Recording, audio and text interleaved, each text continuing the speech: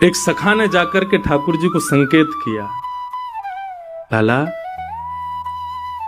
श्री जी पधारी हैं।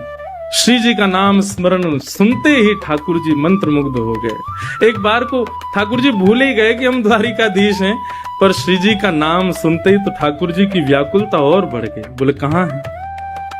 बोले कुंज में विराज रही हैं। ठाकुर जी बड़े सहमे सहमे से श्री जी के पास जा रहे हैं। जैसे ही ठाकुर जी ब्रजवासियों के शिविर में प्रवेश करते हैं, किशोरी जी बैठी हैं। किशोरी जब से ब्रज छोड़ के ठाकुर जी गए ना, तब से एकांत में रहती हैं, बस अष्ट सखियों के मध्य में रहती हैं, बहुत कम वार्ता करती हैं। जैसे ही ठाकुर जी ने शिविर में प्रवेश किया, किशोरी जी के नेत्र खुले। तुरंत ललिता, मुझको ऐसा क्यों लग रहा है कि कन्हैया आ रहे हैं? बोले नहीं, कन्हैया क्यों आएंगे? अभी अभी मुझको पता चली, उनको तो सहस्त्रार्चन, तुलसी अर्चन आदि सब चल रही है। वो सूर्य ग्रहण को समय है ना, तो सब वहीं व्यस्त हैं। पूरे भारतवर्ष के बड़े बड़े संत ऋषि पधारे हैं, सब वहीं पर अर्चना कर रहे हैं। वो तो बहुत व्यस्त हैं। लाडली जी वो कैसे आवेंगे? किशोरी जी बोली, मुझे उनके तन की सुगंध पता है, और इस समय आभा मंडल वायु जो बह रही है उसमें ठाकुर जी के तन की सुगंध आ रही है, और मुझको पूर्ण विश्वास है कि श्याम सुंदर पधार रहे हैं। इतने में ही शिविर का जो कपाट था वो खुलना हुआ, और जैसे ही वहां से प्रवेश किया, द्वारिकाधीश ने देख करके सब भाव विह्वल हो गई। किशोरी जी भाव विह्वल नहीं हुए, नीचे नेत्र करके बैठी है। पता है कि ठाकुर जी आ गए, पर देखूं कैसे, किस अंग को पहले देखूं? 100 वर्षों की प्रतीक्षा। चरणों को देखूं, हस्त कमल को देखूं, मुखमंडल को देखूं, कहां से प्रारंभ करूं देखना? ठाकुर जी जहां खड़े वहां से मुंह इतर करके श्री जी बैठे, कैसे देखूं? किसको पहले देखूं? ललिता विशाखा को थोड़ी सुध आई, श्री जी के बगल में स्थान था, वहां आसन ठाकुर जी का पधराया, इत्र का छिड़काव किया, गुलाब जल बिछाए। आओ लालन विराजो। ठाकुर जी बोले नहीं। अपना मुकुट उतार करके श्री जी के चरणों में रखे, और श्री जी के सिंहासन से टेक लगा के ठाकुर जी चरणों में विराजमान। स्वयं द्वारिकाधीश अपने कर कमलों से श्री जी के मुखमंडल को अपनी ओर करते हैं, और किशोरी जी को मुखमंडल देखा, और जैसे किशोरी जी का मुख अपनी ओर किया, श्री जी के नेत्र ठाकुर जी के नेत्रों से मिले। अब श्री जी भी अपने सिंहासन से उतर करके नीचे विराजमान हो गए, और विराजमान होकर के कहते हैं, श्याम सुंदर 100 वर्ष की प्रतीक्षा के बाद आए हो, कछु दोगे नहीं मुझको? ठाकुर जी बोले, जो मांगोगे सो देंगे, आप आज्ञा करो एक बार, कहा चाहिए? बोले, जा दिन आप ब्रज छोड़ करके गए, हमसे एक वचन लेकर के गए कि हे श्यामाजू, एक अश्रु बिंदु भी यदि पृथ्वी पर गिरा तो मैं अपनी लीला उसी समय संवरित करके प्रस्थान कर जाऊंगा। यदि आप चाहती हैं कि आगे की लीला संवरण हो, आगे की लीला व्यवस्थित चले, तो आप मुझे वचन दीजिए कि एक अश्रु बिंदु भी आपके नेत्रों से नीचे पृथ्वी पर गिरना नहीं चाहिए। प्रलय आ जाएगा, पृथ्वी रसातल में चली जाएगी। आपके वह वचन को निर्वहन करते भई आज 100 वर्ष है गए, एक अश्रु बिंदु भी मेरे नेत्रन से नहीं आई है। मैं आपसे यही मांगना चाहूं, आज मुझको आज्ञा दे दो।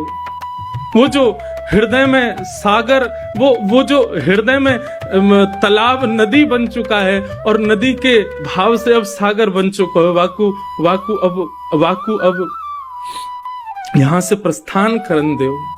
मुझको रोवे को वरदान दे दो, मैं थोड़ा रोना चाहूं।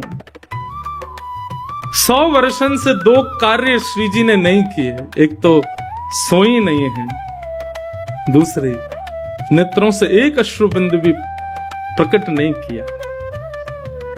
और आज ठाकुर जी के उस मधुर रूप को देखकर के श्री जी कहते हैं, आप आज्ञा करो।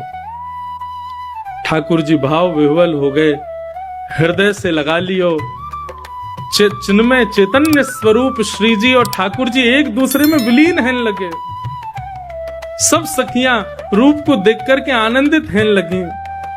ठाकुर जी के द्वारिकाधीश रूप से वह रूप को धुला करके अब वृंदावन चंद के रूप में उनको तैयार करने लगी।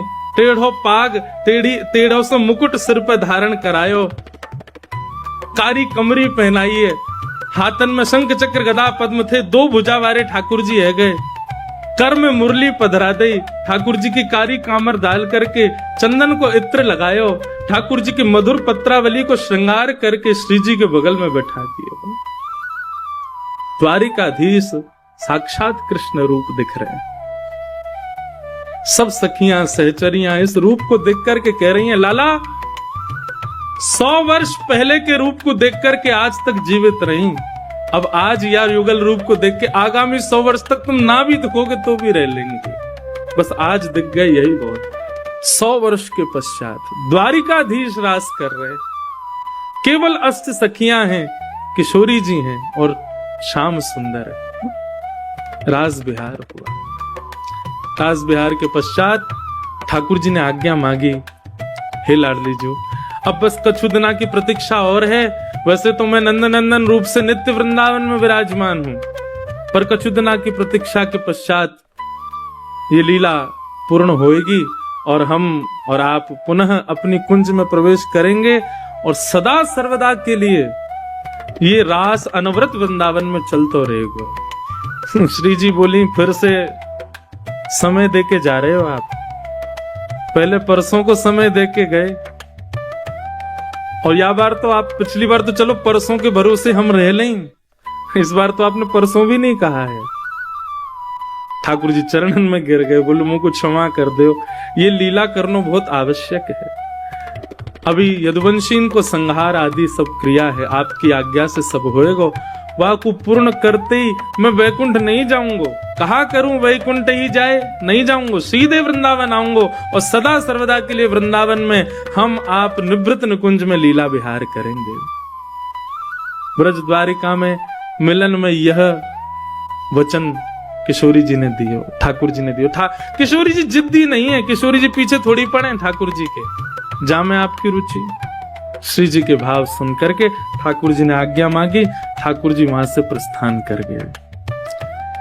आज 100 वर्ष के बाद श्री जी ने पहली बार कही, ललिता जी शयन शैया लगाओ, आज शयन करेंगे हम 100 वर्ष के बाद। ठाकुर जी की काली कामर नित्य श्री जी ओढ़ती हैं और वंशी को अपने चित्त से लगाती हैं। आज 100 वर्ष के बाद श्री जी को निद्रा आई है।